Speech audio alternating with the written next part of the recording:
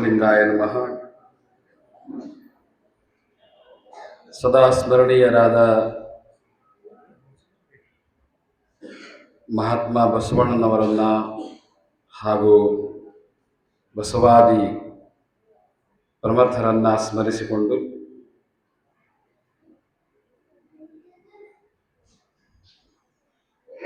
ಶ್ರೀ ಜಗದ್ಗುರು ಶೂನ್ಯ ಸಂಪಾದನಾ ಪೀಠ ಹುಣಸಿಕೊಳ್ಳಮಠ ಯಮ್ಮನಕರಡಿಯ ಶ್ರೀ ಜಗದ್ಗುರು ಲಿಂಗೈಕ್ಯ ಗುರು ಸಿದ್ದೇಶ್ವರ ಮಹಾಸ್ವಾಮಿಗಳ 32ನೇ ಪುಣ್ಯ ಸ್ಮರಣೋತ್ಸವ ಅಂಗವಾಗಿ ಶಿವಶರಣರ ವಚನ ಸಂದೇಶ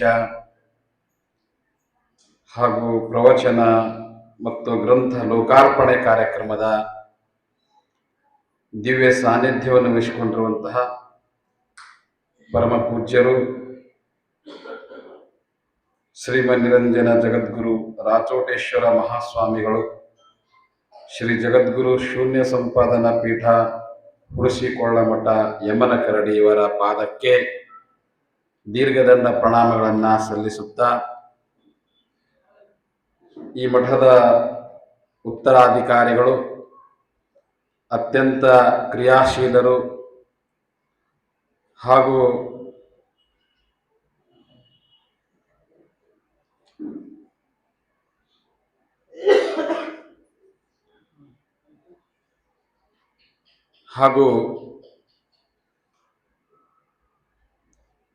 ಅತ್ಯಂತ ಉತ್ತಮವಾದಂತಹ ಉಜ್ವಲವಾದಂತಹ ಭವಿಷ್ಯವುಳ್ಳ ಈ ಭಾಗದ ಭವಿಷ್ಯತ್ತಿನ ಮಹಾನ್ ಸ್ವಾಮಿಗಳಾಗ್ತಾ ಇರುವಂತಹ ಬಸವ ಚೇತನ, ಅಂದರೆ ಅವರ ಹೆಸರು ಈಗ ಸಿದ್ಧ ಬಸವ ದೇವರು ಎಂದು ತಾವು ಕರೀತಾ ಇದ್ದೀರಿ. ಅಂತಹ ಪೂಜ್ಯರ ಪಾದಕ್ಕೂ ಶರಣೆಂದು ಹಾಗೂ ಈ ಒಂದು ಕಾರ್ಯಕ್ರಮದಲ್ಲಿ ಮುಖ್ಯ ಅತಿಥಿಗಳಾಗಿ ಮತ್ತು ಶಿವಶರಣರ ವಚನ ಸಂದೇಶ ಈ ಗ್ರಂಥದ ಲೇಖಕರಾಗಿರ್ತಕ್ಕಂತಹ ಬಸವ ಪ್ರಜ್ಞೆ ಎನ್ನುವಂತಹ ಪುಸ್ತಕದ ಲೇಖಕರಾಗಿರುವ ಶರಣ ಚಿಂತಕರು ಮತ್ತು ಶರಣ ಚಳುವಳಿಯನ್ನ ತಮ್ಮದೇ ಆಗಿರುವಂತಹ ಒಂದು ಪರಿಶ್ರಮದಲ್ಲಿ ಕರ್ನಾಟಕದ ರಾಜ್ಯಾದ್ಯಂತ ಅಷ್ಟೇ ಅಲ್ಲದೆ ಮಹಾರಾಷ್ಟ್ರ, ತೆಲಂಗಾಣ, ಆಂಧ್ರ ಪ್ರದೇಶಗಳಲ್ಲಿಯೂ ಕೂಡ ಯುವಕರಲ್ಲಿ ಬಸವ ಪ್ರಜ್ಞೆಯನ್ನು ಬಿತ್ತುತ್ತಿರುವ ಶರಣ ಡಾಕ್ಟರ್ JS ಪಾಟೀಲ್ ರವರೇ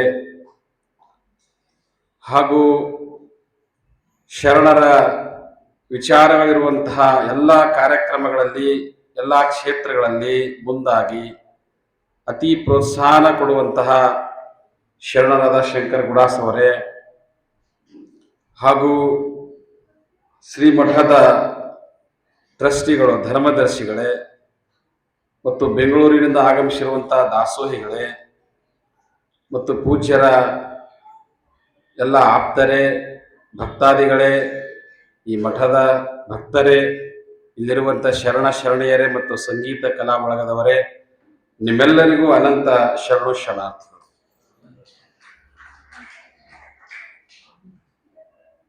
ನನಗೆ ಬಹಳ ಖುಷಿ ಆಗ್ತಾ ಇದೆ. ಇವತ್ತಿನ ದಿನ ನಾನು ಈ ಒಂದು ಊರಿಗೆ, ಈ ಮಠಕ್ಕೆ ಪ್ರಥಮವಾಗಿ ಬಂದಿದ್ದೇನೆ. ಮಠ ನೋಡಿದಾಗ ಬಹಳ ಖುಷಿ ಅನಿಸ್ತು. ಯಾಕಂತಂದ್ರೆ ನಮ್ಮ ಪಾಟೀಲರು ಹೇಳಿದ ಹಾಗೆ ಇದು ಸಂಪಾದನೆ ಮಠ, ವಚನಗಳನ್ನ ಸಂಪಾದನೆ ಮಾಡಿರುವಂತಹ ಒಂದು ಐತಿಹಾಸಿಕ ಕಾರ್ಯ. ವಚನವನ್ನ ಉಳಿಸಿ, ಬೆಳೆಸಿ, ಪ್ರಸಾರ ಮತ್ತು ಪ್ರಚಾರ ಪಡಿಸುವುದಕ್ಕಾಗಿಯೇ ನಿರ್ಮಾಣಗೊಂಡಿರುವಂತಹ ಮಠ ಅನ್ನೋದು ಬಹಳ ಹೆಮ್ಮೆಯ ವಿಷಯ. ಇಂಥ ಮಠದ ಹಿರಿಯ ಪೂಜ್ಯರ ದರ್ಶನವೂ ಕೂಡ ಪ್ರಥಮ ಬಾರಿಗೆ ಇಲ್ಲೇ ನನಗಾಯಿತು. ಅವರನ್ನು ಕಂಡು ನನಗೆ ಬಹಳ ಮನಸ್ಸಿನಲ್ಲಿ ಒಂಥರ ಆತ್ಮೀಯವಾಗಿರ್ತಕ್ಕಂಥ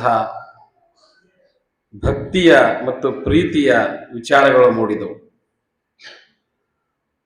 ಪೂಜ್ಯರು ಸುಮಾರು ಈ ಮಠದ ಅನೇಕ ಶಾಖಾ ಮಠಗಳಿವೆ, ಅವೆಲ್ಲವನ್ನೂ ಕೂಡ ಬಹಳ ಶಾಂತಿಯಿಂದ ಅವುಗಳನ್ನ ಮುಂದುವರಿಸ್ಕೊಂಡು ಬಂದಿದ್ದಾರೆ. ಇದು ಬಹಳ ಮುಖ್ಯ ರೀ ಈಗಿನ ಕಾಲದೊಳಗೆ. ಸ್ವಾಮೀಜಿಗಳು ಶಾಂತಿಯಿಂದ ಮುಂದುವರಿಸ್ಕೊಂಡು ಬರ್ತಕ್ಕಂಥದ್ದು ಬಹಳ ಕಡಿಮೆ. ಸದ್ಭಕ್ತರ ಮನದಲ್ಲಿ ಭಕ್ತಿಯನ್ನು ಹುಟ್ಟಿಸಿ ಅವರನ್ನ ಪ್ರೀತಿಯಿಂದ ಮಕ್ಕಳಂತೆ ಕಂಡು ಇವೆಲ್ಲವನ್ನ ಉಳಿಸ್ಕೊಂಡು ಬಂದಿದ್ದಾರೆ. ಇದು ಬಹಳ ದೊಡ್ಡ ಮಾತಿದೆ.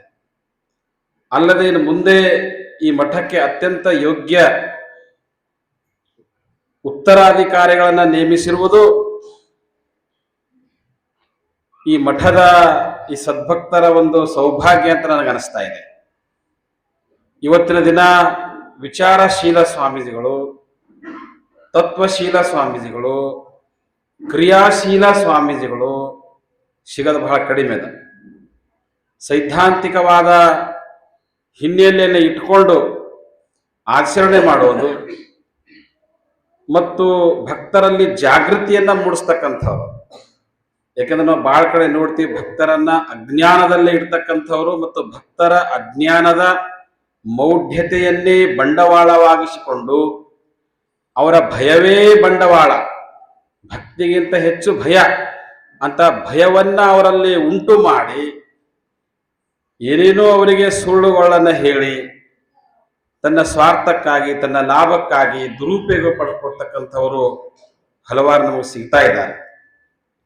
ಆದರೆ ಬಸವಾದಿ ಶಿವಶರಣರ ಹಾದಿಯಲ್ಲಿ ನಡೆದು ಸದ್ಭಕ್ತರನ್ನ ಎಚ್ಚರಗೊಳಿಸುತ್ತಾ ಅವರನ್ನ ಸನ್ಮಾರ್ಗ ತೋರಿಸುತ್ತಾ ಯಾವುದೇ ಮೌಢ್ಯಾಚಾರ್ಯಗಳನ್ನ ಮಾಡದೆ ವೈಚಾರಿಕವಾಗಿ ಆಧ್ಯಾತ್ಮಿಕವಾಗಿ ಧಾರ್ಮಿಕವಾಗಿ ಮುನ್ನಡೆಸುವಂತಹ ಒಬ್ಬ ಸ್ವಾಮೀಜಿಗಳು ನಮಗಿಲ್ಲಿ ದೊರಕಿದ್ದಾರೆ. ಕೇವಲ ನಿಮ್ಮೂರು ನಿಮ್ಮ ಮಠಕ್ಕಷ್ಟೇ ಅಲ್ಲ, ನಮ್ಮ ಶರಣರ ಈ ಚಳವಳಿ ಈ ಲಿಂಗಾಯತ ಧರ್ಮಕ್ಕೆ ಒಂದು ಕೊಡುಗೆಯಾಗಿ ಮುಂದೆ ಅವರು ಕೆಲಸ ಮಾಡ್ತಾ ಇದ್ದಾರೆ. ಇಲ್ಲಿ ಬಹಳ ಮಹತ್ವದ ವಿಷಯ ಏನು ಅಂತಂದ್ರೆ, ನಮ್ಮ ದೇಶದಲ್ಲಿ ಅನೇಕ ಧರ್ಮದ ಪಂಥದ ಮಠಗಳಾಗಿದ್ದಾವೆ. ಆದರೆ ಅತ್ಯಂತ ಸಮಾಜಮುಖಿಯಾಗಿ ಜನಪರವಾಗಿ ಜೀವಪರವಾಗಿ ತ್ರಿವಿಧ ದಾಸೋಹಗಳನ್ನ ಗೈದಿರುವಂತಹ ಮಠಗಳಲ್ಲಿ ಅತ್ಯಂತ ಶ್ರೇಷ್ಠ ಮಠಗಳಪ್ಪ ಅಂದ್ರೆ ಲಿಂಗಾಯತ ಪರಂಪರೆಯ ಮಠಗಳು. ಒಂದು ಸರ್ಕಾರ ಎಷ್ಟು ಕೆಲಸ ಮಾಡಬೇಕು ಶೈಕ್ಷಣಿಕವಾಗಿ ಮತ್ತು ದಾಸೋಹಗಳನ್ನು ನಡೆಸುತ್ತಾ ಹಾಸ್ಟೆಲ್ಗಳನ್ನು ನಡೆಸುತ್ತಾ ಲಕ್ಷ ಲಕ್ಷ ವಿದ್ಯಾರ್ಥಿಗಳನ್ನ ತಮ್ಮ ಮಠದಲ್ಲಿ ಇಟ್ಕೊಂಡು ಸಮಾಜದ ಜ್ಞಾನದ ಸಂಪತ್ತನ್ನ ಬೆಳೆಸಿರ್ತಕ್ಕಂತಹ ಮಠಗಳಪ್ಪ ಅಂದ್ರೆ ನಮ್ಮ ಲಿಂಗಾಯತ ಮಠಗಳು. ಈ ಮಠಗಳ ಮೂಲ ಅರ್ಥನೇ, ಮಠ ಅಂತಂದ್ರೆ ಶಾಲೆ. ಒಂದು ಕಾಲದಲ್ಲಿ ಮಠಗಳಲ್ಲೇನೆ ಶಾಲೆಗಳು ನಡೀತಾ ಇದ್ವು. ಮಠ ಅಂತಂದ್ರೆ ಹಾಸ್ಟೆಲ್, ಮಠ ಅಂತಂದ್ರೆ ದಾಸೋಹ, ಸಮಾಜದ ಎಲ್ಲ ಏಳಿಗೆಗಾಗಿ ಕೆಲಸ ಮಾಡ್ತಕ್ಕಂತಹ ಕೇಂದ್ರಗಳಪ್ಪ ಅಂದ್ರೆ ಮಠಗಳು.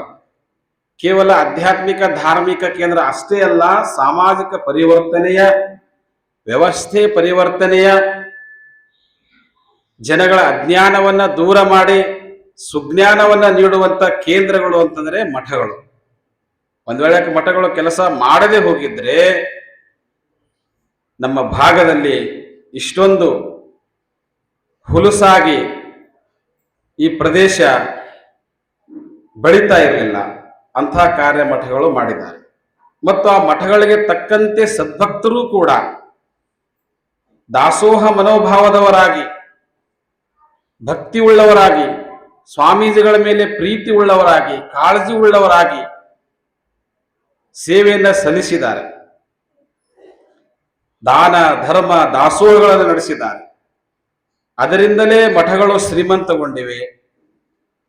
ಭಕ್ತರ ಪಾತ್ರವೂ ಕೂಡ ಅಷ್ಟೇ ಮುಖ್ಯವಾಗಿದೆ. ಭಕ್ತರು ಇರಲಿಲ್ಲ ಅಂತಂದ್ರೆ ಮಠಗಳು ಏನಿಲ್ಲ. ಮಠಕ್ಕೆ ಕ್ರಿಯಾಶೀಲ ಸ್ವಾಮಿಗಳು ಮತ್ತು ಮಠದ ಜಾಗೃತವಾಗಿರ್ತಕ್ಕಂಥ ಭಕ್ತರು, ಇವರಿಂದಲೇ ಆ ಸಮಾಜ, ಆ ಊರು, ಆ ಪ್ರದೇಶ ಬೆಳೆದಕ್ಕೆ ಸಾಧ್ಯ ಇದೆ.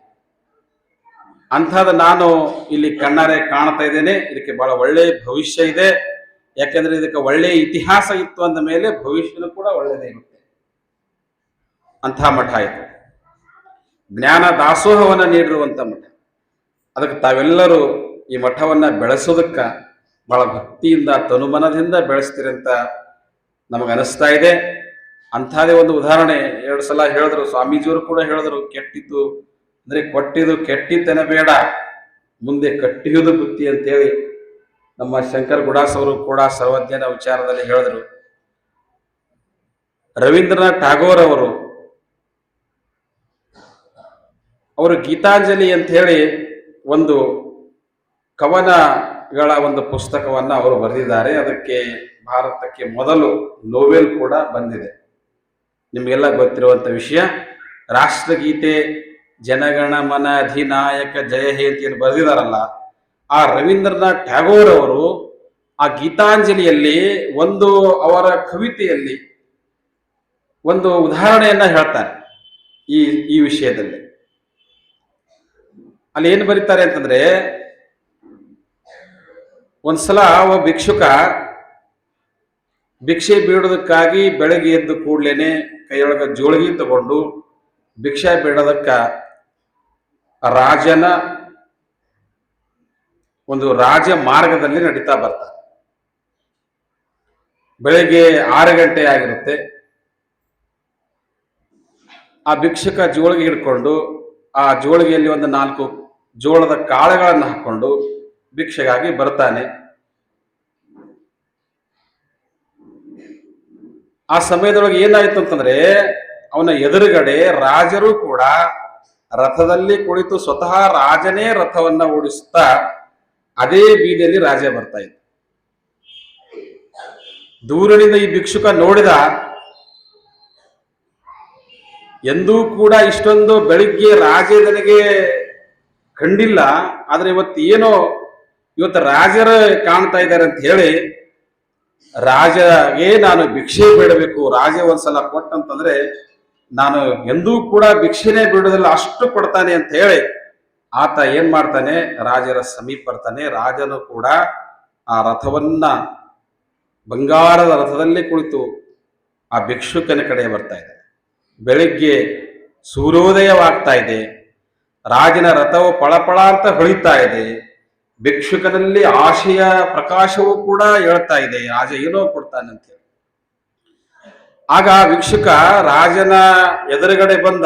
ರಾಜ ಭಿಕ್ಷುಕನ ಎದುರು ಬಂದು ರಥವನ್ನ ನಿಲ್ಲಿಸಿ ರಥದಿಂದ ಕೆಳಗೆ ಇಳಿದು ಆ ಭಿಕ್ಷುಕನ ಕಡೆ ಬರ್ತಾ ಇದ್ದ. ಎಷ್ಟು ಖುಷಿಯಾಗಿರ್ಬೇಕ್ರಿ ಭಿಕ್ಷುಕನಿಗ. ರಾಜನಿಗೆ ನಾನೇ ಏನೋ ಬೇಡಬೇಕಂದಿದೆ, ಸ್ವತಃ ರಾಜನೇ ರಥದಿಂದ ಇಳಿದು ನನ್ನ ಕಡೆ ಬರ್ತಾ ಇದ್ದಾರೆ ರಾಜ ಅಂತಂದ್ರೆ ನನಗೆ ಏನೋ ಕೊಡ್ತಾರಂತೆ ಬಹಳ ಖುಷಿಯಾಗಿ ಒಂದು ನಿಮಿಷ ಕಣ್ಣನ್ನ ಮುಸ್ತಾನೆ ಅವನು. ಅಷ್ಟೊಂದು ಖುಷಿಯಾಯಿತು. ಅಷ್ಟೊಂದು ಸಮೀಪ ರಾಜನ ಎಂದೂ ಕಂಡಿರಲಿಲ್ಲ ಆತ. ಆಗ ರಾಜ ಬಂದು ಅವನ ಎದುರುಗಡೆ ನಿಲ್ತಾನೆ. ಭಿಕ್ಷುಕ ಕಣ್ಣುಗಳನ್ನ ತೆರೆದು ರಾಜನ ಮುಂದೆ ತನ್ನ ಜೋಳಿಗೆಯನ್ನ ಪಸರಿಸಬೇಕು ಅನ್ನೋದ್ರ ಒಳಗಾಗಿನೇ ಆ ರಾಜನೇ ಒಂದು ಜೋಳಿಗೆಯನ್ನ ಆ ಭಿಕ್ಷುಕನ ಮುಂದೆ ಹಿಡಿದಿದ್ದ.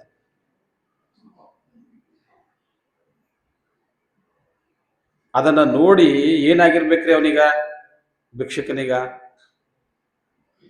ಎಷ್ಟು ಸಿಟ್ಟು ಬಂದಿರ್ಬೇಕು ಅವನಿಗ, ಎಷ್ಟು ದುಃಖ ಆಗಿರ್ಬೇಕು ಅವನಿಗ, ಅವನ ಪಿತ್ತಿ ಎಷ್ಟು ನೆತ್ತಿಗೇರಿರಬಹುದು. ಯಾವ ರಾಜನಲ್ಲಿ ಭಿಕ್ಷೆ ಬೇಡಬೇಕು ಅಂತ ಹೇಳಿ ಭಿಕ್ಷುಕನು ಆಸೆ ಪಟ್ಟಿದ್ನೋ ಆ ಭಿಕ್ಷುಕನ ಎದುರೇ ರಾಜನ ಜೋಳಿಗೆಯನ್ನು ತಗೊಂಡು ಬರ್ತಾನೆ. ನಿನ್ನ ಹತ್ರ ಏನದ ಅದನ್ನ ನನ್ನ ಜೋಳಿಗೆಯಲ್ಲಿ ಹಾಕು ಅಂತಾನೆ ರಾಜ. ಏನಿದೆ ಅದನ್ನ ಹಾಕು. ಅವನಿಗೆ ಏನು ತಿಳಿತಾ ಇಲ್ಲ ಏನು ಮಾಡ್ಬೇಕಂತ. ಆದರೂ ರಾಜನಿಗೆ ಕೇಳ್ತಾನೆ, ನೀವು ರಾಜರು ಮಹಾರಾಜರು, ನಿಮಗೆ ಭಿಕ್ಷೆ ಬಿಡುವಂತಹ ಏನು ಅವಶ್ಯಕತೆ ಇದೆ? ಯಾಕೆ ಭಿಕ್ಷೆಯನ್ನು ನೀವು ಬೇಡ್ತಾ ಇದ್ದೀರಾ? ಯಾಕಂತಂದ್ರೆ ನಾನು ಅತಿ ನೀರಡಿಸಿರ್ತಕ್ಕಂಥವನು, ಅತಿ ಆಸೆ ಉಳ್ತಕ್ಕಂಥವನು. ಭಿಕ್ಷೆ ಬೇಡದ ಬಿಟ್ಟು ನಾ ಬೇರೆ ಏನೇ ಮಾಡಿಲ್ಲ ಜೀವನದಲ್ಲಿ. ನನಗೆ ಹ್ಯಾಂಗ ಅನಿಸ್ತಾ ಇದೆ ಅಂತಂದ್ರೆ, ಬೇಸಿಗೆಯಲ್ಲಿ ಬಾಯಾರಿಕೆಯಿಂದ ನೀರಿಗಾಗಿ ತಡಪಡಿಸಿ ನೀರು ಕುಡಿಯಬೇಕು ಎಂದು ತಿಳಿದು ಬಾವಿಯನ್ನು ಹುಡುಕಲು ಹೋದೆ. ಬಾವಿನೂ ಸಿಗಿತು. ಆ ಬಾವಿನೇ 100 ವರ್ಷಗಳಿಂದ ನೀರಳಿಸಿ ಸಾಯ್ತಾ ಇದೆ. ಅಂದ್ರೆ ಆ ಬಾವಿಯೊಳಗೆ ನೀರಿಲ್ಲ. ಯಾವ ಬಾವಿಯಿಂದ ಅವ್ರ ನೀರು ಕುಡಿಬೇಕಂತ ಆ ಬಾವಿಯೊಳಗೆ ನೀರಿಲ್ಲ. ಆ ಪರಿಸ್ಥಿತಿ ನಂದಾಯಿತು. ಯಾವ ಮರದ ಕೆಳಗೆ ಹೋಗಿ ನಾನು ನೆರಳಲ್ಲಿ ಕೂಡಬೇಕಂತೀನೋ ಆ ಮರಕ್ಕೆ ನೆರಳಿಲ್ಲ. ಹಂಗ ನಾನು ಯಾರಲ್ಲಿ ರಾಜರಲ್ಲಿ ಭಿಕ್ಷೆ ಬೇಡಬೇಕಂತ ಬಂದಿದ್ದೇನೋ ಆ ರಾಜನೇ ಭಿಕಾರಿಯಾಗಿ ನನ್ನ ಮುಂದೆ ಬಂದಿದ್ದಾನೆ. ಅದಕ್ಕಾಗಿ ಯಾಕೆ ಹೀಗೆ ಮಾಡ್ತಾ ಇದ್ದೀರಿ ಅಂತ ಕೇಳಿದಾಗ ರಾಜ ಏನ್ ಹೇಳ್ತಾನೆ ಅಂತಂದ್ರೆ, ನನಗೆ ಭಿಕ್ಷೆ ಬೇಡುವಂತಹ ಪರಿಸ್ಥಿತಿ ಬಂದಿಲ್ಲ. ಆದ್ರೆ ನಮ್ಮ ಗುರುಗಳು ಹೇಳಿದ್ದಾರೆ ಏನಪ್ಪಾ ಅಂತಂದ್ರೆ, ನೀನು ರಾಜನಾದರೂ ಕೂಡ ನಿನ್ನಲ್ಲಿರ್ತಕ್ಕಂಥ ಒಂದು ಅಹಂಕಾರ, ನಾನು ರಾಜನಿದ್ದೇನೆ ಎನ್ನುವಂತ ಅಹಂಕಾರ ಅಳಿದು ಆ ಭಗವಂತನೆದುರು ನಾವೆಲ್ಲ ಭಿಕ್ಷುಕರೇ. ಈ ಜಗತ್ತಿನಲ್ಲಿ ಆ ದೇವರೊಬ್ಬನೇ ದಾನ ಮಾಡ್ತಕ್ಕಂಥ. ಅದಕ್ಕೆ ಹೇಳ್ತಾರೆ ಶರಣರು, ಎಳೆ ನಿಮ್ಮ ದಾನ, ಬೆಳೆ ನಿಮ್ಮ ದಾನ, ಸುಳಿದು ಸೂಸುವ ಗಾಳಿ ನಿಮ್ಮ ದಾನ, ಎತ್ತು ನಿಮ್ಮ ದಾನ, ಬಿತ್ತು ನಿಮ್ಮ ದಾನ, ನಿಮ್ಮ ದಾನವನುಂಡು ಅನ್ಯರ ಹೊಗಳುವ ಕುನ್ನಿಗಳ ನೀನೆಂಬಿ ರಾಮನಾಥ. ಎಂಥ ಮಾತು ಹೇಳ್ತಾರೆ ನೋಡ್ರಿ. ಇಂಥದೇ ಪ್ರಸಂಗ ಅನೇಕ ಸಂದರ್ಭಗಳಿದಾವೆ. ಒಬ್ಬ ರಾಜನ ಹತ್ರ ಒಬ್ಬ ಸಂತನನ್ನ ಕರ್ಕೊಂಡು ಹೋಗ್ತಾರೆ. ನೀವು ಸಂತರಿದ್ದೀರಿ, ನೀವು ಬಂದ್ರಿ ಅಂತಂದ್ರೆ ರಾಜನ ನಮ್ಮ ಊರಿಗೆ ಏನೋ ಫಂಡ್ ಕೊಡ್ತಾನ ಅಂತ ಹೇಳಿ. ಆ ರಾಜನ ಹತ್ರ ಫಂಡ್ ಕೇಳಕ್ ಹೋದಾಗ ಅವನು ಮುಸಲ್ಮಾನ್ ರಾಜ ಇದ್ದ. ಆ ಸಂತ ಅವನ ಹಿಂದೆ ಹೋಗಿ ನಿಲ್ತಾನ.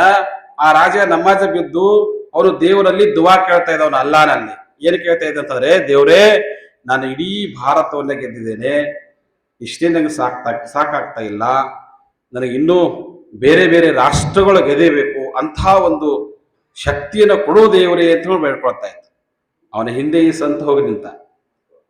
ಅವನಿಗೇನಿಸ್ತು, ನಾನೇ ಇವನ ಹತ್ರ ಭಿಕ್ಷೆ ಬೇಡಲು ಬಂದಿದ್ದೇನೆ, ಇವನು ಮಹಾ ಸಾಮ್ರಾಟ, ಭಾರತದ ಬಾದಶಾ ಅಂತ. ಆದ್ರೆ ಇವನೇ ದೊಡ್ಡ ಭಿಕಾರಿ ಅದನ. ಇಡೀ ದೇಶದ ರಾಜ ಇದ್ರೂ ಕೂಡ ಇನ್ನೊಂದು ರಾಜ್ಯ ಗೆದಿಬೇಕೆನ್ನುವಂತಹ ಇವನಿಗಿನ ಆಶೆ ಅದ. ಇವನೇ ನನಗಿಂತಲೂ ದೊಡ್ಡ ಭಿಕಾರಿ ಅದಾನ, ನಾ ಇವನಿಗೆ ಯಾಕೆ ಬೇಡ್ಲಿ, ಇವ ಯಾರಿಗೆ ಬೇಡ್ತಲ್ಲ ನಾನು ಅವನಿಗೆ ಬೇಡ್ತೀನಿ ಅಂತೇಳಿ ಸಂತ ವಾಪಸ್ ಹೋಗ್ತಾನೆ. ಅದಕ್ಕೆ ಶರಣರು ಹೇಳ ನೋಡ್ರಿ, ಆಶೆ ಎಂಬುದು ಅರಸಂಗಲ್ಲದೆ ಶಿವಭಕ್ತರಿಗುಂಟೆ, ರೋಷಿ ಎಂಬುದು ಯಮದೂತರಿಗಲ್ಲದೆ ಅಜಾತರಿಗುಂಟೆ, ಐದಕ್ಕಿ ಲಕ್ಕಮ್ಮ. ಎಂತಹ ಪ್ರಸಂಗ ಅದಾವ ಈ ವಚನ ಹೇಳ್ತಕ್ಕಂಥ. ಹಾಗೆ ಅಲ್ಲಿ ಭಿಕ್ಷುಕ ರಾಜನಿಗೆ ಕೇಳಿದಾಗ ರಾಜ ಹೇಳ್ದ, ನನ್ನ ಅಹಂಕಾರ ಅಳಿದಕ್ಕಾಗಿ ನಮ್ಮ ಗುರುಗಳು ಹೇಳಿದ್ದಾರೆ, ಬೇರೆ ರಾಜ್ಯದವರ ಆಕ್ರಮಣವಾಗಬಾರದು ಅಂದ್ರೆ ನನಗೆ ನೇಮ ಅಂತ ಹೇಳಿದ್ದಾರೆ. ನೀ ಹೆಚ್ಚಿಗೆ ಏನು ಕೊಡ್ಬೇಡಪ್ಪ, ಏನಾದರೂ ಸ್ವಲ್ಪ ಕೊಡುವಂತಂದಾಗ ಅವನ ಜೋಳಿಗೆಯೊಳಗೆ ಕೈ ಹಾಕಿ ಅವನ ಹತ್ರ ಇದ್ದು 4 ಕಾಳು. ಬಹಳ ದುಃಖದಿಂದ ಬಹಳ ತ್ರಾಸ ಮಾಡಿಕೊಂಡು ಜೋಳಿಗೆ ಒಮ್ಮೆ ಕೈ ಹಾಕ್ತಾನೆ, ಒಮ್ಮೆ ಕೆಳಗೆ ಬಿಡ್ತಾನೆ. ಯಾಕಂದ್ರೆ ಆ ಭಿಕ್ಷುಕನಿಗೆ ಬರೇ ಜೀವನದಲ್ಲಿ ಬೇಡಿದವನು ನೀಡಿರ್ಲಿಲ್ಲ, ಅವನಿಗೆ ಕೊಟ್ಟ ಅಭ್ಯಾಸನೇ ಇರಲಿಲ್ಲ, ಬರೀ ತಗೊಂಡದೇ ಅಭ್ಯಾಸ ಆತನಿಗಿತ್ತು. ಅದಕ್ಕೆ ಅವನು ಏನು ಮಾಡ್ತಾನೆ, ಅಳ್ತಾ ಅಳ್ತಾ ಒಂದು ಕಾಳನ್ನ ಮಾತ್ರ ರಾಜನ ಜೋಳಿಗೆಗೆ ಹಾಕ್ತಾನೆ. ರಾಜ ಅದೊಂದೇ ಕಾಳನ್ನು ತೆಗೆದುಕೊಂಡು ಹೋಗ್ಬಿಟ್ಟ. ಮುಂದೆ ಭಿಕ್ಷುಕ ಇಡೀ ದಿನ ಎಲ್ಲ ಭಿಕ್ಷೆ ಬೇಡ್ತಾನ. ದಿನ ಅವನಿಗೆ ಎಷ್ಟು ಜೋಳಿಗೆ, ಅರ್ಧ ಜೋಳಿಗೆನೆ ಬರ್ತಿತ್ತು, ಅವತ್ತಿನ ದಿನ ಪೂರ್ಣ ಜೋಳಿಗೆ ತುಂಬಿತು. ಆದ್ರೂ ಅವನಿಗೆ ಖುಷಿ ಇಲ್ಲ, ದುಃಖ. ಯಾಕೆ ದುಃಖ? ಒಂದು ಕಾಳು ಇವತ್ತನ್ನು ಹೋಯ್ತಲ್ಲ ನನ್ನ ಕೈಯಿಂದ ಅನ್ನುವ ದುಃಖ ಇತ್ತು. ಇವತ್ತು ನಾನು ಒಂದು ಕಾಳನ್ನ ಕಳ್ಕೊಂಡನಲ್ಲ ಅನ್ನುವಂಥ ದುಃಖದಿಂದ ಅಳ್ತಾ ಅಳ್ತಾ ಮನೆಗೆ ಬರ್ತಾನ. ಮನೆಗೆ ಬಂದು ಕೂಡ ಅವ್ರ ಹೆಂಡತಿ ಜೋಳಿಗೆ ನೋಡಿ ಖುಷಿ ಆಗ್ತಾಳ. ದಿನ ನೀವು ಅರ್ಧ ಜೋಳಿಗೆನೆ ತರ್ತಿದ್ರಿ, ಇವತ್ತು ಜೋಳಿಗೆ ತುಂಬ್ಕೊಂಡು ಬಂದಿರಲ್ರಿ, ಎಷ್ಟು ಖುಷಿ ಮಾತದ ತಂದಾಗ ಅವನ ಅಳ್ತಾ ಹೇಳ್ತಾನೆ, ಏನು ಮಾಡ್ತಿ, ಇದು ಇವತ್ತು ಜೋಳಿಗೆ ತುಂಬ್ಕೊಂಡು ಬಂದಿನಲ್ಲ, ಅದ್ರ ನನಗೆ ಖುಷಿ ಇಲ್ಲ, ನಂಗೆ ಬಹಳ ದುಃಖ ಅದ. ಎದ್ರ ದುಃಖ ಅದ ನಿಮ್ಗಂತಂದ್ರ, ಇವತ್ತು ಒಂದು ಕಾಳ ನಾನು ರಾಜನಿಗೆ ದಾನ ಮಾಡಿನಲ್ಲ, ಅದು ನನಗೆ ದುಃಖ ಅದ ಅಂತ. ಹಂಗ ಮಾಡ್ಕೋತಾ ಹೆಣ್ಮಗಳು ಆ ಜೋಳಿಗೆಯನ್ನ ನೆಲದ ಮೇಲೆ ಬರಕ್ತಾಳ. ಬರಕಿದಾಗ ಜೋಳದ ಆ ರಾಶಿಯಲ್ಲಿ ಒಂದೇ ಒಂದು ಕಾಳು ಚಿನ್ನದ ಕಾಳಾಗಿ ಪಳಪಳ ಅಂತ ಹೊಳಿತಾ ಇತ್ತು. ಒಂದೇ ಕಾಳು ಬಂಗಾರದ ಕಾಳಾಗಿ ಹೊಳಿತಾ ಇತ್ತು. ಆ ಹೆಣ್ಮಗಳು ನೋಡಿದಳು, ಎಂದೂ ಕೂಡ ಅವರ ಒಂದು ಗುಂಜಿ ಬಂಗಾರ ಸಹಿತ ಅವ್ರು ಖರೀದಿ ಮಾಡೋರಲ್ಲ, ಆ ಕಾಳಿನಲ್ಲಿ ಬಂಗಾರದ ಕಾಳನ್ನ ನೋಡಿ ಇಷ್ಟು ಖುಷಿ ಆಗ್ತಾಳ. ಎಂಥ ಮಾತ್ರಿದು, ನೀವು ರಾಜನಿಗೆ ಒಂದು ಕಾಳು ನೀಡ್ರಿ ಅಂತಿರಲ್ಲ, ಇಲ್ಲಿ ಬಂಗಾರ ಕಾಳಾಗಿದೆ ಅಂತ.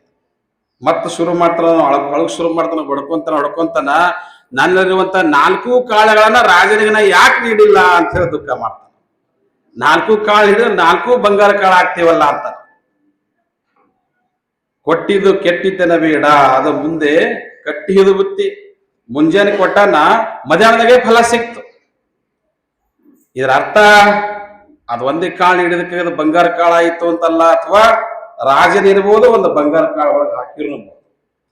ಇದು ಹೇಳುವ ತಾತ್ಪರ್ಯ ಏನಪ್ಪಾ ಅಂತಂದ್ರೆ, ಯಾವುದು ನಾವು ನಮ್ಮ ಮೇಲಿರ್ತಕ್ಕಂಥ ಗುರುಗಳ ಋಣ, ಹಿರಿಯರ ಋಣ, ಸಮಾಜದ ಋಣವನ್ನ ನಾವು ತೀರಿಸುವ ಜವಾಬ್ದಾರಿ ನಮ್ಮೆಲ್ಲರದಿರುತ್ತೆ. ಅಂತಹ ಜವಾಬ್ದಾರಿ ಪ್ರತಿಯೊಬ್ಬರು ಪರಿಪಾಲಿಸಬೇಕು. ಯಾಕಂದ್ರೆ ಇವತ್ತಿನ ದಿನ ನಾವು ಇಷ್ಟೊಂದು ವೈಭವಶಾಲಿಗಳಾಗಿ ಸ್ವಾಭಿಮಾನದಿಂದ ಬದುಕ್ತಾ ಇದ್ದೀವಿ ಅಂತಂದ್ರೆ ಇದರ ಹಿಂದೆ ಯಾರೋ ಬಹಳ ದೊಡ್ಡ ಬಲಿದಾನವನ್ನು ಕೊಟ್ಟಿದ್ದಾರೆ ಅಂತ ತಿಳ್ಕೋಬೇಕು. ಈ ದೇಶಕ್ಕೆ ಸ್ವಾತಂತ್ರ್ಯ ಸಿಗಬೇಕಾದ್ರೆ ಸುಮ್ಮನೆ ಕೊಟ್ಟರೆ ಬ್ರಿಟಿಷರು, ಸುಮ್ಮನೆ ಕೊಟ್ಟರೇನ್ರಿ? ಇಲ್ಲ. ಎಷ್ಟು ಜನರು ಸತ್ತರು, ಎಷ್ಟು ಜನರು ಪ್ರಾಣವನ್ನ ತ್ಯಾಗ ಮಾಡಿದ್ರು. ಅವರ ಪ್ರಾಣದ ತ್ಯಾಗದ ಬಲಿದಾನದಿಂದ ಇವತ್ತು ನಾವು ಈ ದೇಶದಲ್ಲಿ ಸ್ವತಂತ್ರವಾಗಿ ಬದುಕ್ತಾ ಇದ್ದೀವಿ. ಅಂದ್ರೆ ನಮ್ಮ ಮ್ಯಾಲ ಅವ್ರದ್ದು ಋಣ ಎಷ್ಟದ? ಅದಕ್ಕೆ ಈ ಭೂಮಿ ಋಣ ಬಹಳ ದೊಡ್ಡ ಋಣ. ಆ ಋಣವನ್ನು ನಾವು ಎಷ್ಟು ಸಾಧ್ಯದ ಅಷ್ಟು ತೀರಿಸಬೇಕು. ಆ ಹಿರಿಯರ ಋಣ, ಆ ಗುರುಗಳ ಋಣ. 12ನೇ ಶತಮಾನದಲ್ಲಿ ಬಸವಾದಿ ಶಿವಶರಣರೇನಾದರೂ ಈ ಕ್ರಾಂತಿ ಮಾಡದೆ ಹೋಗಿದ್ರೆ ಇವತ್ತು ನಾವು ಲಿಂಗಾಯತರು ಇರ್ತಿರ್ಲಿಲ್ಲ. ಇವತ್ತು ನಾವೆಲ್ಲ ಇಷ್ಟೊಂದು ಉಚ್ಚ ವರ್ಣೀಯರು ಅಂತ ಹೇಳಿ ನಮಗೆ ನಾವು ಹೇಳ್ಕೊಂಡು ನಾವು ಬದುಕ್ತಾ ಇದ್ದೀವಿ. ಇದು ಶರಣರು ನಮಗೆ ನೀಡಿರುವಂತ ಭಿಕ್ಷೆ. ಅವರ ತ್ಯಾಗ, ಅವರ ಬಲಿದಾನ, ಅದರ ಪ್ರತಿಫಲ ನಾವು ಇವತ್ತು ಉಣ್ತಾ ಇದ್ದೀವಿ. ಅದನ್ನೇ ಉಳಿಸ್ಕೊಂಡು ಬೆಳೆಸ್ಕೊಂಡು ಹೋಗುವಂತ ಕೆಲಸ ಈ ಮಠಗಳು ಮಾಡ್ತಾ ಇದ್ದಾವೆ. ಇಂಥ ಮಠಗಳಿಗೆ ಸದಾಕಾಲ ನಿಮ್ಮ ಸಹಾಯ ಸಹಕಾರಗಳು ಇರಲಿ. ಮತ್ತು ನಮ್ಮ ಮುಂದಿನ ಪೂಜ್ಯರೇನಿದ್ದಾರೆ ಬರೀ ದೇವರು, ಉತ್ತರಾಧಿಕಾರಿಗಳು, ಬಹಳ ಒಳ್ಳೆಯ ಸ್ವಾಮೀಜಿಗಳು ಇದನ್ನ ಒಳ್ಳೆಯ ರೀತಿ ಬೆಳೆಸ್ತಾರೆ, ತತ್ವ ಪ್ರಸಾರವನ್ನ ಮಾಡ್ತಾರೆ. ಈ ಮಠದ ಏನು ಸಂಪಾದನಾ ಪರಂಪರೆ ಇದೆ, ವಚನ ಸಂಪಾದನಾ, ಅದನ್ನ ಅವರು ಮುಂದುವರ್ಸ್ಕೊಂಡು ಹೋಗ್ತಾರೆ. ಗುರುಗಳ ಸೇವೆಯನ್ನ ಕೂಡ ಅವರು ಮಾಡ್ತಾರೆ. ಮತ್ತು ಇಂಥ ಒಬ್ಬ ಶಾಂತಿ ಪೂರ್ತಿಯಾಗಿರುವಂತ ಗುರುಗಳು ದೊರೆತಿದ್ದು ಅವ್ರದ್ದು ಒಂದು ಭಾಗ್ಯ ನನಗೆ ಅನಿಸ್ತಾ ಇದೆ. ಅಂಥ ಈ ಎಲ್ಲ ಒಂದು ಒಳ್ಳೆಯ ಏನು ಚಿಂತನೆ, ಈ ವಿಚಾರಧಾರೆ ಇದೆ, ಇದರ ಲಾಭ ಸದಾಕಾಲ ನಿಮಗೆ ಸಿಗಲಿ ಎನ್ನುವಂತ ಮಾತನ್ನು ಹೇಳುತ್ತಾ, ನನ್ನನ್ನು ಇಲ್ಲಿ ಕರೆದು ಸನ್ಮಾನಿಸಿ ಒಂದೆರಡು ಮಾತನಾಡಲು ಅವಕಾಶ ಮಾಡಿಕೊಟ್ಟಿದ್ದಾರೆ. ನಮ್ಮ ಮರಿದೇವರು ನಮ್ಗೆ ಬಹಳ ಪ್ರೀತಿಯಿಂದ ನೋಡ್ಕೊಂಡ್ರು. ಅವರು ಬಹಳ ಪ್ರೀತಿಯಿಂದ ನೋಡ್ಕೊಂಡ್ರು ನನ್ನನ್ನ, ನಮ್ಮ ಪಾಟೀಲ್ರನ್ನ, ನಮ್ಮ ಜೊತೆ ಬಂದವರನ್ನ. ಇಷ್ಟೊಂದು ಅತಿಥಿ ದೇವೋಭವ ಅಂತಾರಲ್ಲ, ಅಂತಹ ಒಂದು ಗುಣ ಅವರಲ್ಲಿ ನಾವು ಕಂಡಿದ್ದೇವೆ. ಅವರಿಗೂ ನಿಮ್ಮೆಲ್ಲರಿಗೂ ಇನ್ನೊಮ್ಮೆ ಶರಣಾರ್ಥಿಗಳನ್ನ ಅರ್ಪಿಸಿದ ಮಾತು ಮುಗಿಸ್ತಾ ಇದ್ದೇನೆ. ಶರಣಾರ್ಥಿ. ಜೈ ಬಸವಣ್ಣ, ಜೈ ಭಾರತ. ದೇವರಿಗೆ ಅನುಭವವನ್ನು ಎಡೆಮಾಡಿದಂತ ಪೂಜೆಗೆ ಭಕ್ತಿಪೂರ್ವಕವಾದಂತ ಶ್ರದ್ಧೆಗಳು. ಇವತ್ತಿನ ಕಾರ್ಯಕ್ರಮಕ್ಕೆ ದೂರದ ಬೆಂಗಳೂರಿನಿಂದ ದಯಮಾಡಿಸಿರುವಂತಹ ನಮ್ಮ ನಂದಿ ಟ್ರೇಡರ್ಸ್ ಶ್ರೀ ಮಂಜು ಪಾಟೀಲ್ ಅವರು ಬೆಂಗಳೂರಿನಲ್ಲಿ ಹಲವಾರು ಕಾರ್ಯಕ್ರಮಗಳನ್ನು ನಾವು ತೆರಳಬೇಕಾಗಿದೆ. ಹೋದ ಮಠಕ್ಕೆ ಬಂದಾಗ ಮಠಕ್ಕಾಗುವಷ್ಟು ಹುಡುಗರು ಇರುವಂತ ಎಲ್ಲ ಒಂದು ವರ್ಷಕ್ಕಾಗುವಷ್ಟು ಪೆನ್ನು ಬುಕ್ಸ್ಗಳನ್ನು ಕೊಟ್ಟು ಅವರಿಗೆ ಎಲ್ಲ ಹುಡುಗರಿಗೆ ಬಟ್ಟೆಯನ್ನು ಕೊಡಿಸಿದ್ರು. ಈ ಸಲ ಬಂದಾಗ ಅವ್ರು ಹಂಗೆ ಹುಡುಗರುಗಳು ತಿರುಗಾಡಿ ಮಠ ತಿರುಗಾಡಿ ಬಂದು ಮಠದಲ್ಲಿ ಇಂಥವ್ರ ಕಾಲಕ್ಕೆ ಒಂದು ಕಾಲಕ್ಕೆ 10 ಮಠಕ್ಕಾಗೋ ಯಾರು ಭೇಟಿ ಕೊಟ್ಟಿದ್ರು. ಅದು ಈಗೆಲ್ಲ ಹಾಳಾಗೈತಿ. ಅವ್ರು ನೋಡಿಕೊಂಡು ಸುಮಾರು 50,000 ರೂಪಾಯಿ ಬೆಲೆ ಬಾಳುವಂತಹ ಪೇಟೆ ಮತ್ತು ತಬಲಾಗಳನ್ನ ಮಠಕ್ಕೆ ಕೊಡುತ್ತೀನಿ ಅಂತ ತಿಳ್ಕೊಂಡು ಹಾಗಾಗಿ ನಾವು ಮಾಡ್ತಾ ಇರ್ಲಿ ಅನ್ನುವಂತ ಮಾತನ್ನು ನಾವು ಆಚರಿಸಿ ಈಗ ಶ್ರೀಮಠದ ಜಗದ್ಗುರುಗಳಿಂದ ಅವರಿಗೆ ಆಶೀರ್ವಾದವನ್ನು ಪಡ್ಕೊಳ್ಬೇಕಾಗಿದೆ.